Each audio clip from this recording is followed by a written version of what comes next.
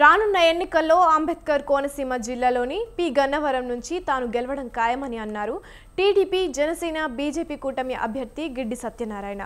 ఉద్యోగరీత్యా హైదరాబాద్లో ఉన్నప్పటికీ తాను పుట్టింది పెరిగింది పి గన్నవరంలోనే అని ఆయన అన్నారు. ఎన్నో ఏళ్లుగా అభివృద్ధికి దూరమైన పి గన్నవరం నియోజకవర్గాన్ని అభివృద్ధి బాటలు నడిపించడమే తన లక్ష్యమని అంటున్న గిడ్డి సత్యనారాయణతో మా ప్రతినిధి చక్రధర్ ఫేస్ టు ఫేస్.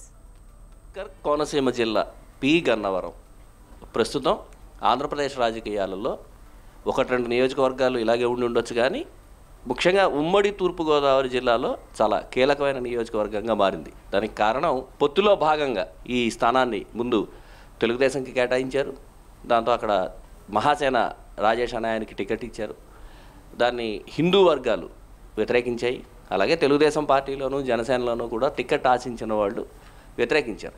ఆ పరిణామాల నేపథ్యంలో కొత్తగా ఈ టికెట్ని జనసేనకి కేటాయించారు. జనసేన నుంచి ఈ పి గన్నవరం అభ్యర్థిగా గిడ్డి సత్యనారాయణ అనే ఆయనకి టికెట్ కేటాయించారు. ప్రస్తుతం మనం ఆయనతోనో ఆయన సొంత గ్రామం గన్నవరం నియోజకవర్గంలోనే ఉంది. ఆయన పుట్టుక కానీ ఎదుగుదల కానీ అంతా కూడా గన్నవరం నియోజకవర్గంలో ఉంది. అయితే ఆయన వృత్తిరీత్యా పోలీస్ శాఖలో పనిచేయడం వల్ల తెలంగాణలో ఎక్కువ కాలం ఉన్నారు. బట్ ఆయన మూలాలు మాత్రం, ఆయన పునాదులు మాత్రం, ఆయన అడుగులు మాత్రం గన్నవరం నియోజకవర్గం నుంచే ప్రారంభమయ్యాయి. ప్రస్తుతం మనం గిడ్డి సత్యనారాయణ గారితో ఉన్నాం. ఆయనతో మాట్లాడి అసలు ఈ ఎలక్షన్కి ఎలా ప్రిపేర్ అవుతున్నారు, ఆయన ముందున్న వ్యూహాలు ఏంటి, ఆయన్ని అడిగి తెలుసుకుందాం. నమస్తే సత్యనారాయణ గారు. నమస్తే అండి. ముందుగా స్వతంత్ర ఛానల్ వారికి నమస్కారం. ఈ సీటు హఠాత్తుగా వచ్చింది కాదు. నేను ఆల్రెడీ జనసేన పార్టీలో పి గన్నవరం నియోజకవర్గానికి ఇన్ఛార్జ్గా ఉండటం జరిగింది. ఆ క్రమంలోనే సీటు విషయంలో రేసులో నేను కూడా ఉన్నాను. కానీ జనసేన పార్టీకి అంటూ టికెట్ వస్తే ఏకైక వ్యక్తి గిడ్డి సత్యనారాయణ ఒకటే అనేది మాత్రం మా అధిష్టానం కూడా నిర్ణయించింది.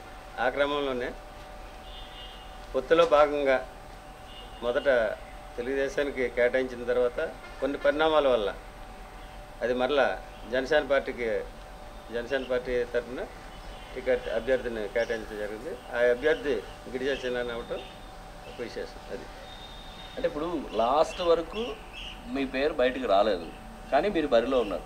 అంటే ఆర్ యూ మెయింటైన్ సీక్రెసీ? మీ పేరు బయటకు రాకుండా సీక్రెట్ ఏమైనా మెయింటైన్ చేశారా, లేదా అసలు మాకు ఎవరికి తెలియదు, మీడియాకి కానీ ఎవరికి తెలియకుండా ఎలా మేనేజ్ చేశారు? How it is possible?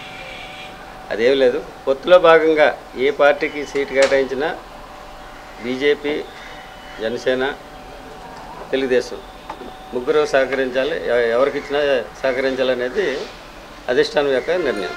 ఆ క్రమంలోనే నేను తెలుగుదేశానికి కేటాయించిన తర్వాత ఏ విధమైనటువంటి స్టేట్మెంట్ ఇవ్వటం కానీ వ్యతిరేకించడం కానీ జరగలేదు. అంచేత మీ మీడియా దృష్టికి రాలేదు.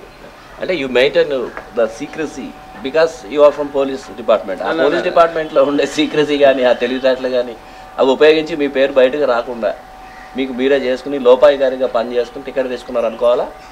That is not secrecy. Only democracy సిస్టంలో ఏంటంటే వ్యతిరేకించడం అనేది సరైన విధానం కాదు. కాబట్టి నేను అధిష్టానం నిర్ణయానికి కట్టుబడి అలా ఉన్నా. ఓకే, అది అంతేగాని సీక్రసీ మెయింటైన్ చేయడం మాత్రం కాదు. ఓకే, సరే అయిపోయింది. మీరు ఎలాగో సీటు తెచ్చుకున్నారు. నెక్స్ట్ ఎలక్షన్ దీంట్లో మొదలయ్యారు. ఇవాళ మీరు వినాయకుడిని దర్శించుకుని మీ ప్రచారం ప్రారంభించారు. ఇక్కడ మీ ప్రత్యర్థి విప్పర్తి వేణుగోపాల్, రాజకీయ ప్రత్యర్థి మాత్రమే. నేను అనేది మీరు వేరే రకంగా అక్కర్లేదు, రాజకీయ ప్రత్యర్థి మాత్రమే విప్పర్తి వేణుగోపాల్ గారు. ఆయన ఇక్కడ చాలా కాలంగా ఉంటున్నారు, ఇక్కడే ఉన్నారు, సొంత గ్రామం ఈ చుట్టుపక్కలే ఉంటారు, ఇక్కడ వాళ్ళతో సత్సంబంధాలు ఉంటాయి. మీరు తెలంగాణ నుంచి వచ్చినవాడు, అప్పుడప్పుడు వస్తూ ఉండొచ్చు, మీకు ఇక్కడ పొలాలు ఉండొచ్చు, మీ బంధువులు ఉండొచ్చు, అన్నీ ఉండొచ్చు, కానీ just you are a traveller. But Vipparthi Venugopal అనే ఆయన స్థానికుడు. ఈ రకంగా చూస్తే మీరు ఆయన ఎలా ఢీ కొడతారు? మీ దగ్గర ఉన్న వ్యూహం ఏంటి? అంటే మీరు అన్నట్టు ఐఎమ్ నాట్ ఏ ట్రావెలర్. మాది స్వగ్రామం ఉడుమూడు లంక, పి గన్నవరం మండలం. అయితే ఉద్యోగరీత్యా నేను హైదరాబాద్లో చేస్తున్నా, కానీ ఎవ్రీ వీక్ ఫ్రైడే నైట్ బయలుదేరి సాటర్డే మార్నింగ్ వచ్చి సాటర్డే సండే ఇక్కడ నాకు వీలు పడినంత వరకు 4 మండలాల్లో తిరిగి అన్ని గ్రామాల్లోనూ ఎవరికి ఏ విధమైనటువంటి సమస్య ఉన్నా కూడా సమస్యలను పరిష్కరిస్తూ, ఎవరికన్నా ఏదన్నా ఆర్థికపరమైన ఇబ్బందులు ఉంటే ఆ విధంగా కూడా వాళ్ళకి తోడ్పడుతూ నేను రావడం జరిగింది. అంచేత లోకల్గా ఉండే వ్యక్తుల కంటే ఎక్కువ కూడా అందరితోటి నేను కలిసిమెలిసి ఉండటం జరిగింది. సో అంచేత నేను ట్రావెలర్ని కాదు, I'm not a non local. Okay. So your local అంటున్నారు. ఎస్. 5 సంవత్సరాలుగా మీరు రెగ్యులర్గా వస్తున్నారు, ఇక్కడ వాళ్ళందరినీ కలుస్తున్నారు, ప్రతి శనివారం శుక్రవారం వస్తున్నారు, శనివారం ఆదివారం కలుస్తున్నారు. ప్రిపేర్ గ్రౌండ్ వర్క్ అంతా మీరు ప్రిపేర్ చేసుకున్నారు. సో టికెట్ మీద మీకు చాలా నమ్మకం, గ్రౌండ్ వర్క్ ప్రిపేర్ చేసుకున్నారు. ఈ క్రమంలో ఇంత ప్రిపేర్ చేసుకున్నప్పుడు మళ్ళీ తెలుగుదేశం హఠాత్తుగా వచ్చింది. ఇప్పుడు వాళ్ళు మీకు సపోర్ట్ చేస్తారా? వాళ్ళ వైపు నుంచి మీకున్న మద్దతు ఏంటి? మీరు ఎలా ఫీల్ అవుతున్నారు? వాళ్ళని కలిసారా? వాళ్ళతో ఎలా మాట్లాడారు? వాళ్ళందరి సపోర్టు మీకు ఉంటుందని భావిస్తున్నారు. ముఖ్యంగా బీజేపీ, భారతీయ జనతా పార్టీ నుంచి అయ్యాజీ వేమ ట్రై చేశారు. లాస్ట్ టైం ఆయన ఇక్కడ నుంచి ఎమ్మెల్యేగా కూడా గెలిచారు. వాళ్ళ వైపు నుంచి తెలుగుదేశం పార్టీ నుంచి, అఫ్కోర్స్ జనసేన నుంచి ఎలాగో ఉంటుంది, వీళ్ళ వైపు నుంచి మీకున్న మద్దతు ఎలా ఉంటుంది అనుకుంటున్నారు? మీరు వాళ్ళ నుంచి ఏం ఆశిస్తున్నారు? వాళ్ళ నుంచి హెల్ప్ ఉంటుంది అనుకుంటున్నారా? హెల్ప్ తప్పనిసరిగా ఉంటుందని భావిస్తున్నాను. ఎందుకనంటే పొత్తులో భాగంగా అధినాయకులు పెట్టుకున్నటువంటి అలయన్స్ ఏదైతే ఉందో ఆ క్రమంలో కార్యకర్తలు కానీ నాయకులు కానీ దానికి సంబంధించినటువంటి ప్రజానీకం అంతా కూడా ఒక నిర్ణయానికి రావడం జరిగింది. ఈ క్రమంలోనే జనసేన, తెలుగుదేశం, బీజేపీకి సంబంధించినటువంటి నాయకులందరూ కూడా నాకు ఉమ్మడి సపోర్టు ఉన్నది. అందుచేత ఏ విధమైనటువంటి ఇబ్బంది లేకుండా గెలిపే కాకుండా అత్యధిక మెజార్టీ రావడానికి కూడా అవకాశం ఉన్నదని భావిస్తాను. సరే, ఇప్పుడు మీ 2 పార్టీలు మేనిఫెస్టో విడుదల చేస్తాయి. మేనిఫెస్టో అంటారు వాళ్ళు, అవంతా ఓకే. ఉమ్మడి మేనిఫెస్టో అంటారు. 3 పార్టీలు ఉమ్మడి మేనిఫెస్టో రిలీజ్ చేస్తాయి, అదంతా ఉంటుంది. గన్నవరం నియోజకవర్గానికి సంబంధించి వ్యక్తిగతంగా మీకంటూ ఒక మేనిఫెస్టో ఏదైనా ఉందా? ఉంటే ఆ మేనిఫెస్టోలో ప్రధానంగా మీరు ఓటర్ దగ్గరికి వెళ్ళి నేను ఇది చేస్తాను, ఈ 5 సంవత్సరాల్లో ఇది జరగలేదు, ఇలా ఇది చేస్తాను అని స్పష్టంగా ఒక్కటి ఏదైనా మీరు చెప్పగలరు? గన్నవరం నియోజకవర్గానికి సంబంధించి డెవలప్మెంట్ అనేది లేకుండా పోయింది ప్రధానంగా. ఆ క్రమంలో ఇక్కడ ఉన్నటువంటి గన్నవరం నియోజకవర్గానికి ఎక్కువ ప్రాంతం నదీ పరివాహక ప్రాంతం.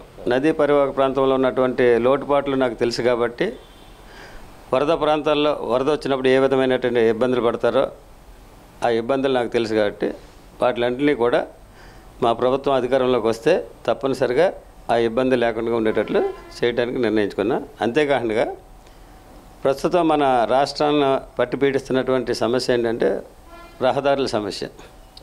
ఈ రహదారుల సమస్య వల్ల చాలామంది ఇబ్బందులు పడుతున్నారు, హాస్పిటల్ పాలవుతున్నారు.